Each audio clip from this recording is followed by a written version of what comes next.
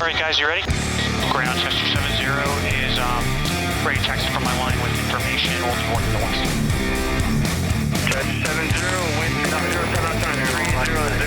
affecting oxide, contact tower. Do not pass, switching hour, tester 70. Well, line up and wait. Line up and wait. Tower down 016, west taking from the grass. Down 016, transition to the grass. Approved. Down 016, taking from the grass. There's effective translation lift. Down 876, roger. Runway 14 without delay, knock pad, a wind 350 at 8, clear to land traffic, part of the knock pad to the west, 872. This is STEM in 30.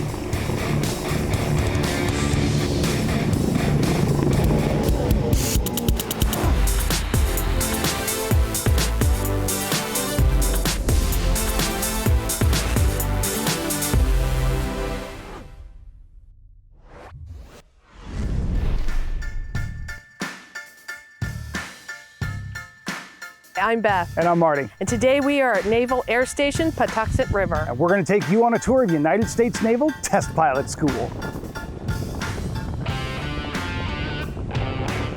What you saw is awesome, and it's definitely a part of Test Pilot School. But it's not all.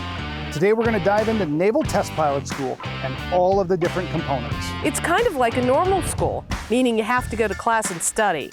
Lots of studying. And then there's the flying.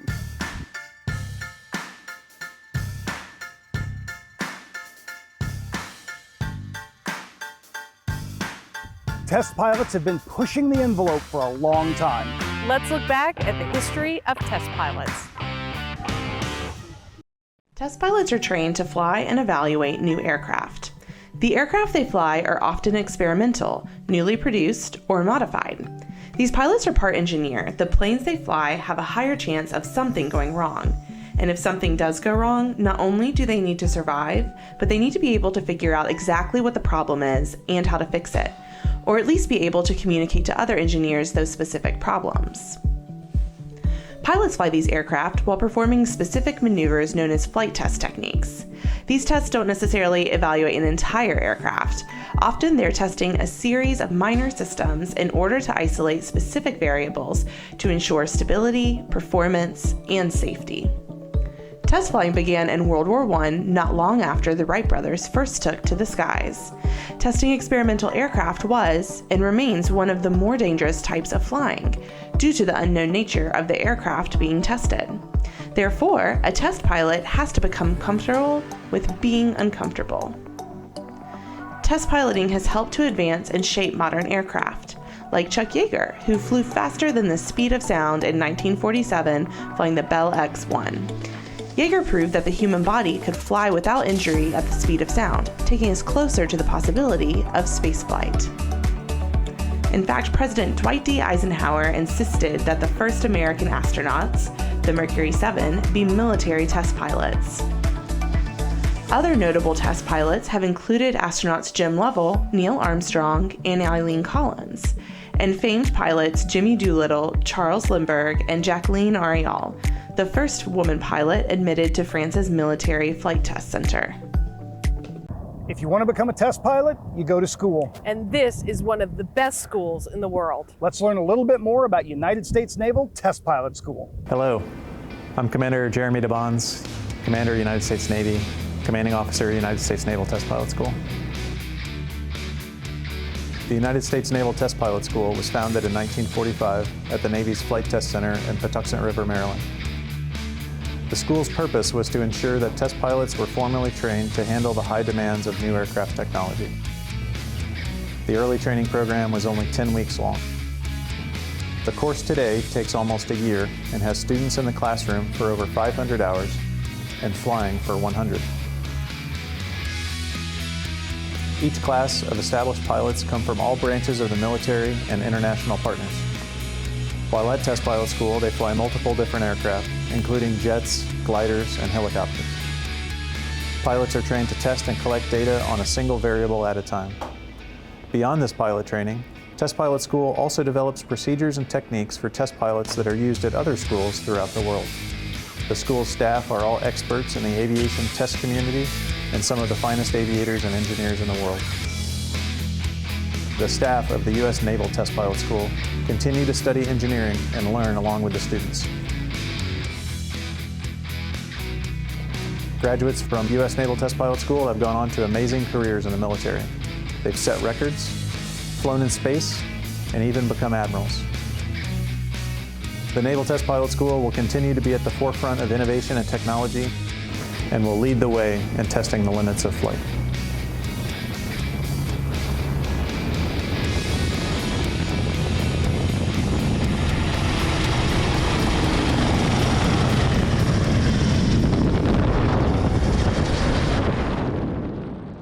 It was almost time to go flying. But before we ever got into the helicopter, there were a lot of steps we had to go through, with safety being at the forefront. We started by getting suited up for flight gear, including flight suits, boots, life vests, gloves, and helmets. Next was Egress Training, where we went out to the flight line and made sure that we each knew how to get into and out of the helicopter, how the doors worked, and what to do in an emergency. We also had to be checked out by the flight surgeon before being cleared to fly. Before every flight, we had a production meeting with the STEM and 30 team and the pilots who would be flying to discuss our goals. This was then followed by a 90-minute safety briefing. Here we went over the dance card, which was the plan for each flight. It included locations and any maneuvers that were going to be performed. Throughout these briefings, safety was the primary topic of concern. Plans were discussed for every contingency, from losing power in the engines, to what would happen if we hit a bird, to the maximum ranges of performance the helicopter would operate within. It was finally time to take to the air.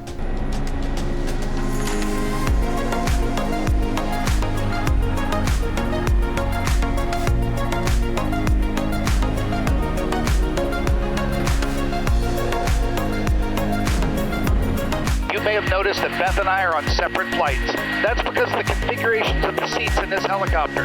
But the cool part is, you get to have a front row seat with us.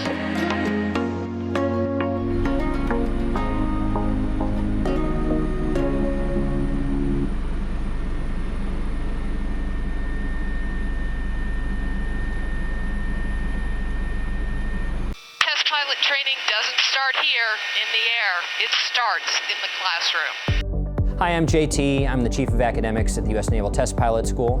I used to be an Army helicopter pilot flying Blackhawks, Lakotas, and the mighty UH-1 Huey.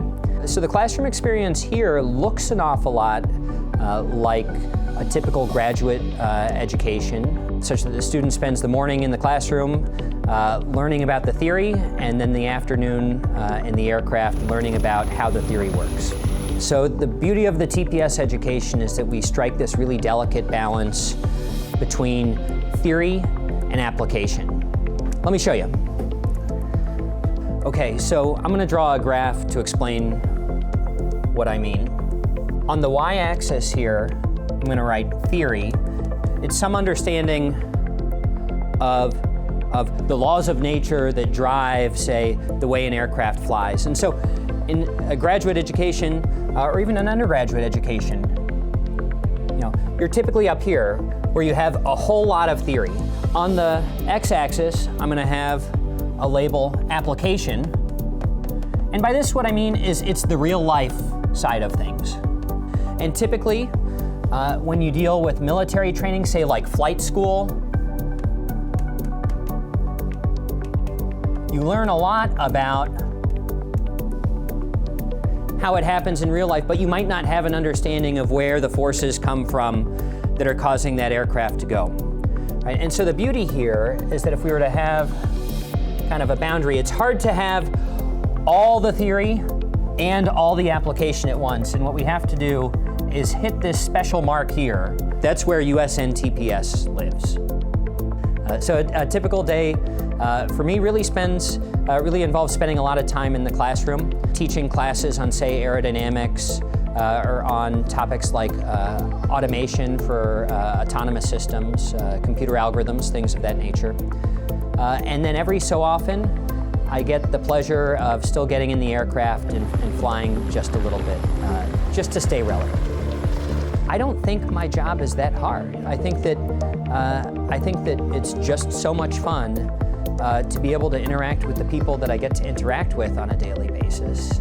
And even though every day ends feeling like there's a list of things that didn't get accomplished, you know, it's just something more to work on tomorrow. It's the greatest job in the world. Let's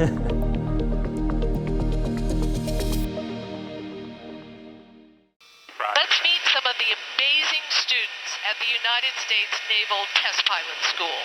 Test pilot school's been interesting. It's been great.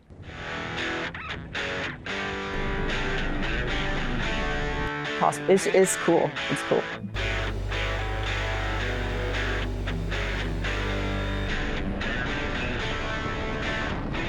I think that the wealth of experience and skill, I don't think you're going to find anywhere else in the Navy. In order to fly the aircraft to its limits and find its limits, you have to do it safely. You have to be well educated. You have to know what you're doing. Test pilot school gives you all of that foundation. Access to that knowledge is hard to come by anywhere but here. Everyone here is the best and the brightest in their career field, so learning from these people has been insane. I'm a bit of a nerd when it comes to the engineering and physics behind flight. A lot of these guys, the instructors here, I've known their names. Diversity of aviators in the class is probably our greatest learning opportunity, even more so than the actual academic material. And coming here where people have all different types of missions, different backgrounds, different experiences, and we're all learning the same thing in the classroom.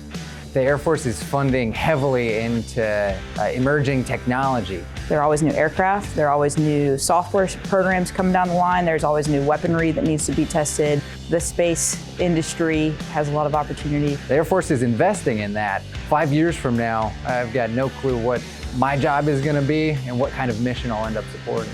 In the world of limited time, resources, money, you don't want to repeat what anyone else has done, you want to push the limit.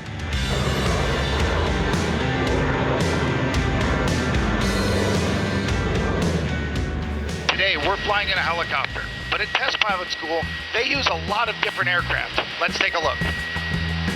So we have 12 different type model series of aircraft in the hangar at Test Pilot School, and a large portion of what we do is adaptability, being comfortable, being uncomfortable, flying different airplanes, seeing how different engineering teams solve problems. It's a critical aspect to our curriculum. It's big, it's heavy, it's slow, and these are all things that are completely different than anything that's in the fleet right now. And part of that helps us to develop the adaptability of our student test pilots. We use it for our high-risk flight testing on the rotor wing side. We're allowed to do auto rotations all the way to the surface, and it helps us develop some of those high-risk profiles that our aviators are going to be developing in the future. We'll do types of flying in it that they won't do in flight school, like stall spin, formation, and we also use it for performance introductions and introduction of other test techniques. The airplane is unique. It's got some old systems, some very robust jet engines, and it's got some very bad flying qualities, which makes it really good for us in the school, because part of what we identify are deficiencies in airplanes and why they might not be good at a particular mission set. And they'll fly it to do aerobatics like loops, we'll do spins, and obviously engine out gliding flight. A big part of becoming a test pilot is learning to isolate variables. But what does that mean? Let's find out. So in flight tests, it's really important to be able to isolate variables. So when you're trying to test something, if you have 10 variables and in between tests, you change all 10, you don't know what the effect of each individual variable was. So if you can isolate a single variable and keep everything else constant, then you know the exact effect of that one variable. So it makes it a lot easier to build an entire model of the system and understand how it's working fundamentally.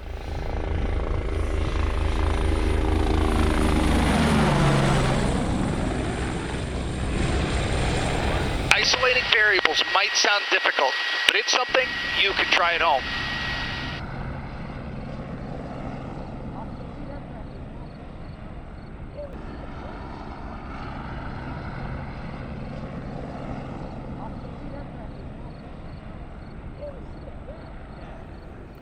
Hi, Hi, I'm Ella, and I'm going to show you how to isolate variables with a paper airplane. Here are the things you will need. 8x11 paper, 1-inch paper clips, a tape measure, a pen or a pencil, masking tape, and a hula hoop. The first thing you'll want to do is make a paper airplane. If you're not sure how to make a paper airplane, scan this code! After you have folded your airplane, put a piece of masking tape on the floor.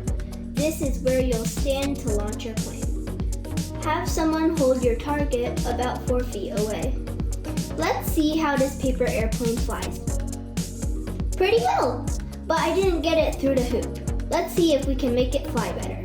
Let's find the center of gravity on our plane. This is the balancing point of an airplane. At this point, there is just as much mass in the front of it as there is behind it. If you turn your airplane upside down and balance it on your finger, you'll find the center of gravity. Once you find your center of gravity, mark it with a pencil. By using paper clips as weights, we're going to move the center of gravity to see where it needs to be to make the plane more stable. Today we will be testing for one variable, center of gravity, which affects airplane stability. A stable airplane will be easier to fly through our hoop. To start, let's put some paper clips at the back end of the plane. Stand with your toes behind the masking tape and toss your plane. Did you get it through the hoop? Nope. When we put the paper clips on the back of the airplane, the center of gravity moved farther back. The extra weight pulled the back of the plane down. This made our plane unstable. Let's try something else. I'm going to put some paper clips here in the front. Maybe this will work better. Ready! Launch! Well, that didn't work too well either. When we moved the paper clips to the front of the plane, the center of gravity moved forward, and that pulled down the front of the plane. The airplane is still unstable. So where's the best place to put the weight? Let's put some paper clips right in the middle of the plane where we found the center of gravity and see how that works. Yes, right through the hoop. If the weight is added near the center of gravity, we have a more stable flight. If you've isolated the center of gravity variable and your plane still isn't flying well, consider the other variables to isolate. Is there a window open or a fan on? Are you throwing it differently? What are the shape of the wings? What other variables might need to be isolated for a good flight? If you want to learn more about how things fly, scan here. Let us know how your paper airplane did in the comments. Yes!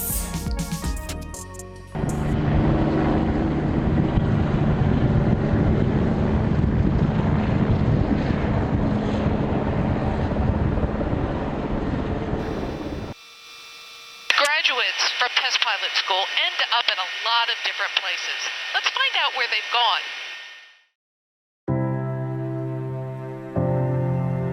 I definitely have heroes.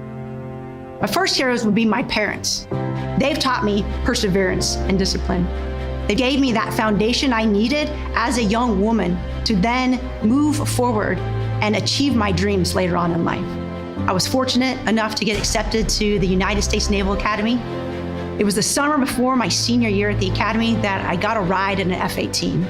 That's the first time that I realized I can be a Marine and be a fighter pilot at the same time. This is the best of both worlds, count me in. And so I was selected to go to test pilot school. And it was during that time that I started looking at what are my future options going to be in the Marine Corps? What do I really want to do? NASA says it's accepting applications for new astronauts. Of the roughly 3,500 applicants NASA is expecting, only about 15 will be selected for training. And I thought to myself, well, that's crazy. There's no way that I would ever be accepted to become an astronaut. And I went home and I spoke with my husband about it. And he looked at me like I was crazy. And he said, why would you ever pass up such an incredible opportunity? If you never apply, you're never gonna know if you could make it or if you could have made it. That really changed my perspective on life. So I applied to become an astronaut. And I was very fortunate enough to be selected in the class of 2013. I'm thrilled to be joining the NASA team and looking forward to the next 2 years of training. Thank you. And we've been training ever since, preparing to support current missions on board the International Space Station And now we're preparing for the Artemis mission.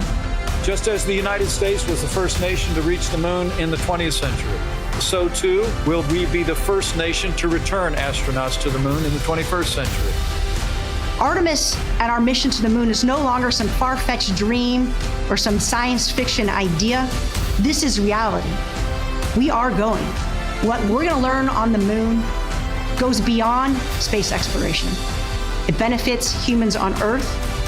It gives enthusiasm to our younger generation to go after their dreams and to help be a part of this evolution of our human race.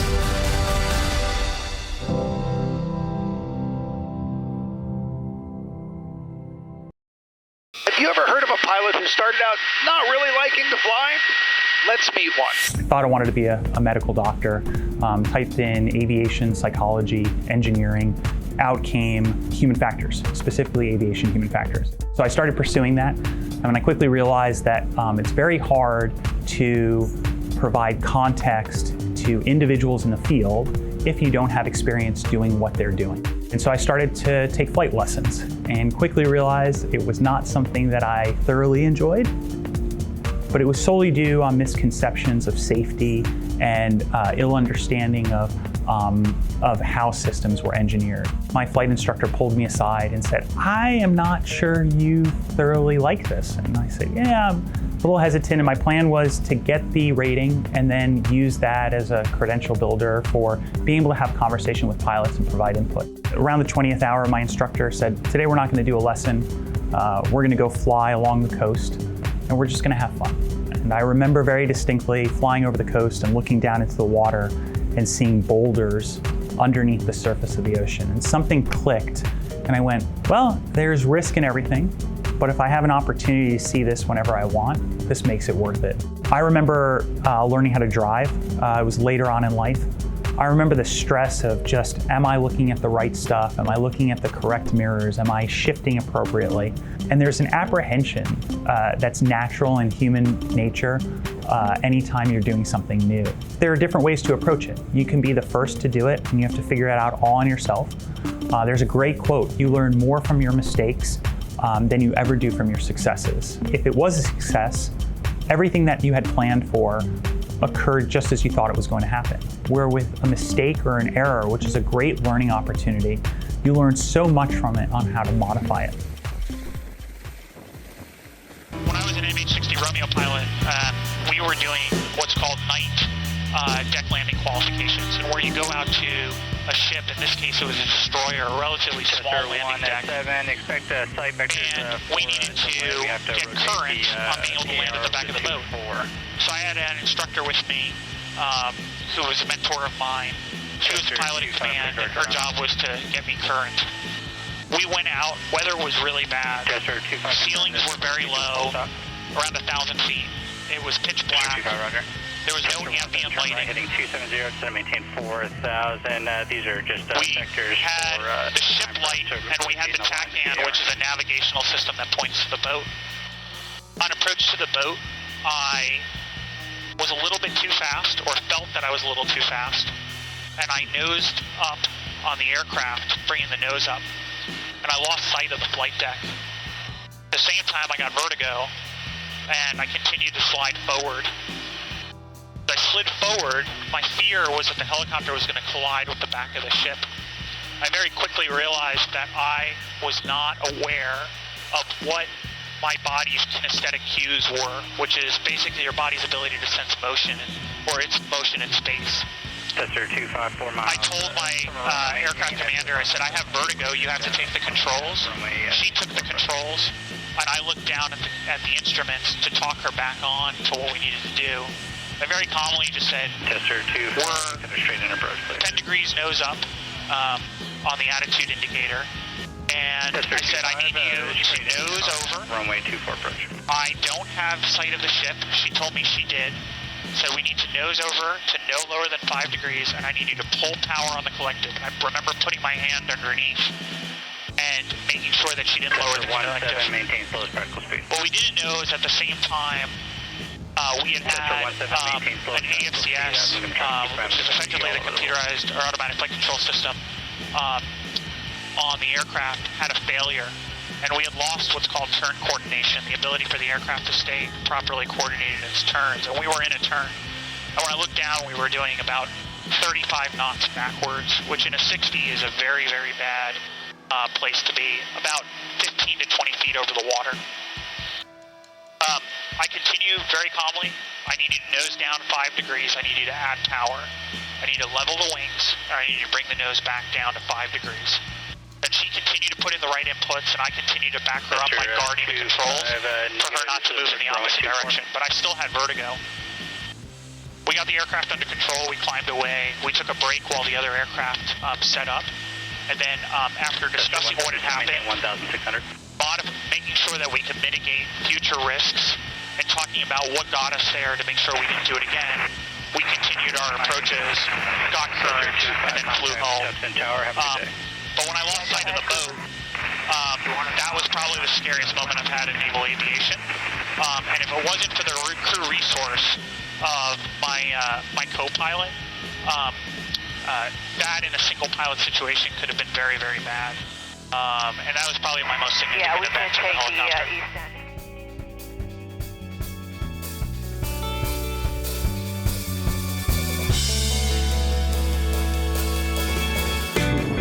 As you can see, Naval Test Pilot School isn't easy. But there are a lot of things that you can learn from Test Pilot School. Classroom work is important. Get comfortable being uncomfortable. Step outside your comfort zone and try something new. All of these skills will help you in a future that hasn't been imagined yet.